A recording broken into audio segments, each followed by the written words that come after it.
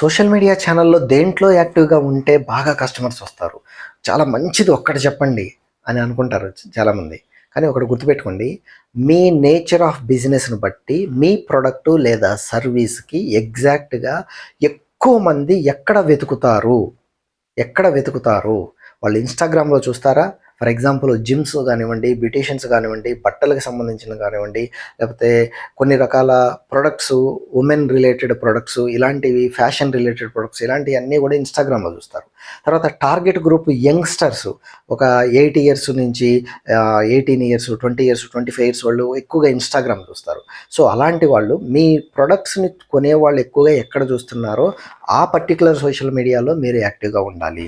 అదే లాంగ్ వీడియోల ద్వారా ఎక్స్‌ప్లెయిన్ చేసేదైతే మీరు యూట్యూబ్‌లో యాక్టివ్‌గా ఉండాలి. తర్వాత ఫేస్‌బుక్కు, ఇన్‌స్టాగ్రామ్ ఒకటే కాబట్టి ఈ మూడింటిలోనూ మీరు ఒకవేళ పోస్ట్ చేయగలిగితే మీరు సింపుల్‌గా 1 మినిట్ వీడియోలు పోస్ట్ చేయొచ్చు. అట్ ది సేమ్ టైమ్ మీరు బీ2బీ బిజినెస్‌లో ఉన్నట్టయితే డెసిషన్ మేకర్స్ పెద్ద కంపెనీస్‌ని కనెక్ట్ అవ్వాలి అని అనుకుంటే మీరు లింక్డ్ఇన్‌లో యాక్టివ్‌గా ఉండాలి.